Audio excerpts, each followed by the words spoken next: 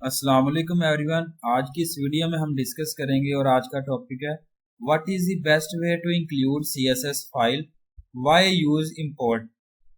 CSS property जो है वो इसके अंदर इंक्लूड है एचटीएमएल पेज और नंबर एंड डिफरेंट वेज में। तो एचटीएमएल डॉक्यूमेंट्स जो है वो फॉर्मेटेड होते हैं और अकॉर्डिंग टू द इंफॉर्मेशन जिसमें स्टाइल शीट आती है जिसको जो है वो इसमें इंक्लूड किया जाता है। तो इसमें जो है वो काफ़ी सारे वेरियस वेज होते हैं इंक्लूड सीएसएस फाइल को इंपोर्ट करने के लिए। तो सबसे पहले आता है external style sheet using HTML link tag.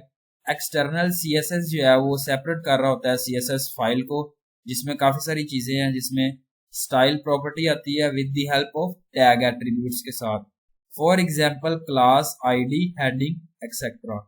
CSS property जब आप लिख रहे होते हैं तो सेपरेट फाइल होती है उसमें, और विद सीएसएस के साथ सीएसएस एक्सटेंशन है जो शुड जो है वो लिंक कर रही होती है एचटीएमएल डॉक्यूमेंट में यूजिंग लिंक टैग।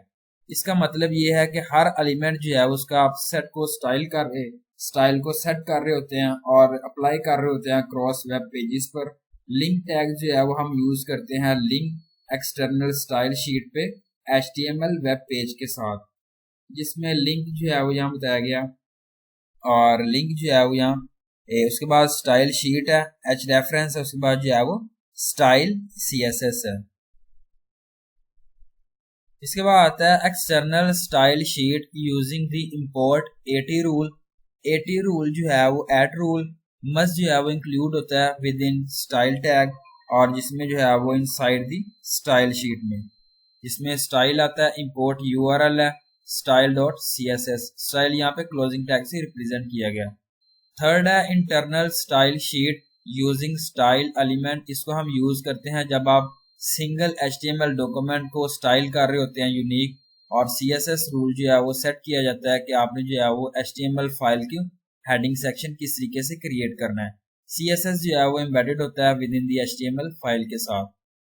HTML उसके बाद स्टाइल एलिमेंट और CSS प्रॉपर्टी यहाँ पे जो है वो क्लोजिंग टैग से रिप्रेजेंट किया गया है। ये जो है वो इंटरनल स्टाइल शीट है। इसके बाद आता है inline style.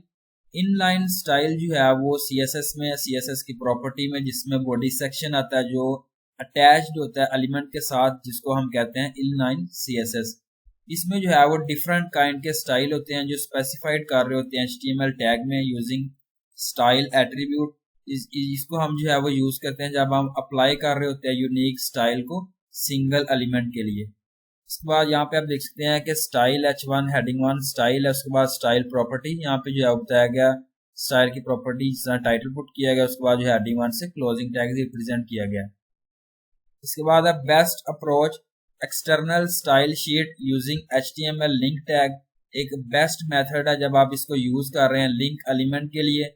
Maintaining and reusing CSS file across different pages is easy and efficient। आप जो है वो मेंटेनिंग कर रहे हैं और रीयूज कर रहे हैं CSS फाइल को अक्रॉस द डिफरेंट पेजेस पर एक इजी और एफिशिएंट वे है। लिंक टैग जो है इसको आप प्लेस करते हैं HTML हेडिंग एलिमेंट में, और एक स्पेसिफाई मीडिया टाइप है text CSS cascading style sheet type attribute के लिए, जिसको आप यूज करते हैं, इग्नोर कर रहे होते हैं स्टाइल शीट टाइप को, तो ये सपोर्ट नहीं कर रही होती ब्राउजर में।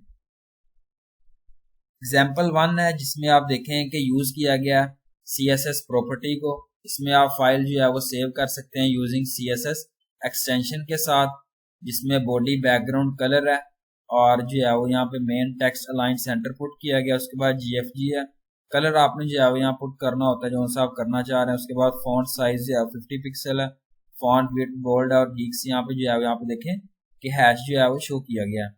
इसके बाद फॉन्ट स्टाइल जो है बोल्ड किया गया, फॉन्ट साइज है 20 पिक्सल। उसके बाद HTML जो है यहाँ पे पुट किया गया।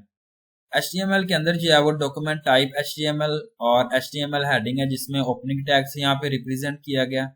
इसके बाद लिंक रेफरेंस, उसके बाद जो है वो स्टाइल शीट है, H रेफरेंस है। इसके बाद हेडिंग जो है वो क्लोजिंग टैग से रिप्रेजेंट किया गया।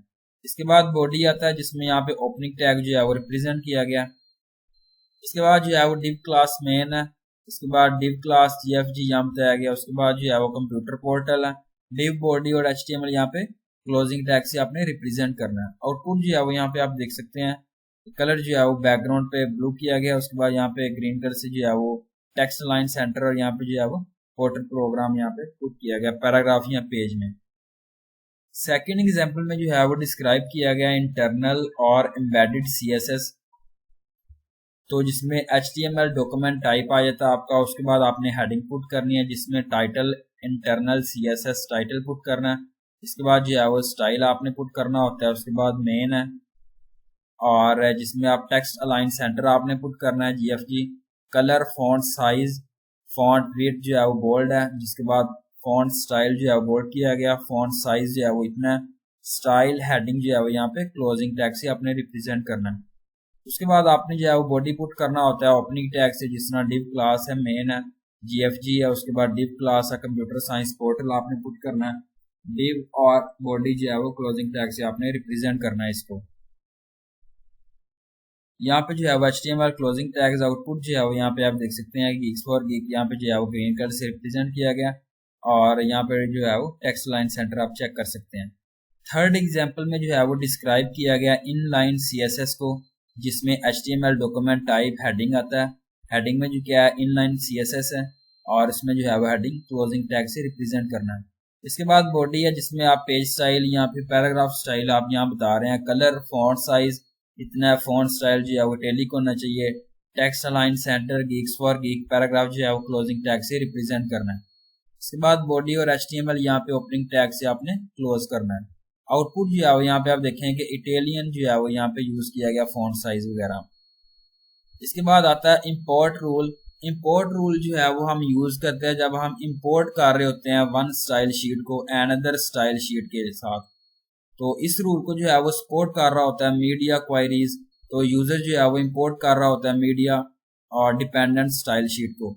इंपोर्ट रूल जो है वो डिक्लेयर कर रहा होता है टॉप ऑफ द डॉक्यूमेंट को जब आप कर रहे होते हैं चार सेट डिक्लेरेशन के बाद। तो characteristics of import at rule जो है वो इसको हम यूज करते हैं import a style sheet HTML page में और अनदर स्टाइल शीट में।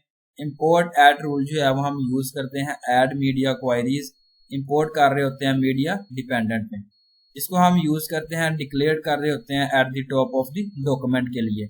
सिंटैक्स है जिसमें import URL a string list of media queries. Property values की बात करूं जिसमें URL स्ट्रिंग है, URL स्ट्रिंग जो है वो रिप्रेजेंट कर रहा होता है लोकेशन को, रिसोर्स को जिसको आप इंपोर्ट कर रहे होते हैं, और URL जो है वो एक रिलेटिव और एब्सोल्यूट होता है। List of media queries, list of media queries condition जो है वो एप्लीकेशन है CSS की, जिसमें रूल्स हैं जो डिफाइन कर रहा होता है लिंक URL को। जिसमें एग्जाम्पल 1 की बात करूं तो कंसीडर किया गया 2CSS फाइल को, यहाँ बताया गया ICSS.CSS, जिसमें इंपोर्ट किया गया URL, यहाँ पे बताया गया CSS और हेडिंग 1 जो है वो यहाँ पे आप देखें कलर जो है वो ये पुट किया गया, उसके बाद जो है वो I1CSS और .CSS। इसके बाद हेडिंग 1 है जिसमें टेक्स्ट जो है वो डेकोरेशन किया गया, अंडरलाइन के साथ फॉन्ट साइज जो है वो 60 पिक्सल जो है वो पुट किया गया। इसके बाद जो है वो पैडिंग लेफ्ट इतना है, फॉन्ट साइज जो है वो इतना है। इसके बाद HTML डॉक्यूमेंट की टाइप की बात करूं जिसमें आप HTML पुट कर रहे हैं, हेडिंग पुट कर रहे हैं, टाइटल जो है वो आपने वेब पेज पुट किया, इसके बाद लिंक H रेफरेंस है, इसके बाद हेडिंग और बॉडी जो है वो पुट किया गया। बॉडी के अंदर जो है वो हेडिंग 1 आप पुट कर रहे हैं जिस तरह GFG, और पैराग्राफ या पेज के अंदर जो है वो आप यहाँ पुट कर रहे हैं। इसके बाद बॉडी और HTML यहाँ पे क्लोजिंग टैग से रिप्रेजेंट करना है। आउटपुट जो है वो यहाँ पे आप देखते हैं ग्रीन कलर जो है वो किस तरीके से शो किया गया अंडरलाइन के साथ।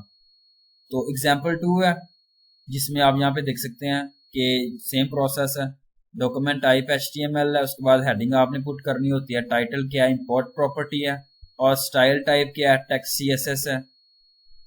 इसके बाद जो है वो इंपोर्ट URL है, यहाँ पे जो है वो URL आप पेस्ट कर सकते हैं। इसके बाद स्टाइल और हेडिंग है यहाँ पे क्लोजिंग टैग से रिप्रेजेंट किया गया। बॉडी जो है वो ओपनिंग टैग है जिसमें div ID है, Geeks है, और हेडिंग 1 यहाँ पे जो है पुट की गई है, और हेडिंग 1 जो है वो क्लोजिंग टैग से रिप्रेजेंट किया गया। हेडिंग 2 की बात करूं जिसमें एक्सटर्नल स्टाइल शीट आती है यूजिंग इंपोर्ट एट रूल, और हेडिंग 2 जो है वो क्लोजिंग टैग से रिप्रेजेंट करना है। div और बॉडी और HTML यहाँ पे क्लोजिंग टैग से रिप्रेजेंट करना है। आउटपुट जो है वो यहाँ पे आप चेक कर सकते हैं Geeks for Geek external style sheet using import at rule. इस तरीके से आप जो है इसको यूज कर सकते हैं CSS को इंपोर्ट एट रूल मेथड को। तो ये थी मेरी आज की वीडियो और उम्मीद अच्छी लगेगी। Thank you so much. Allah Hafiz.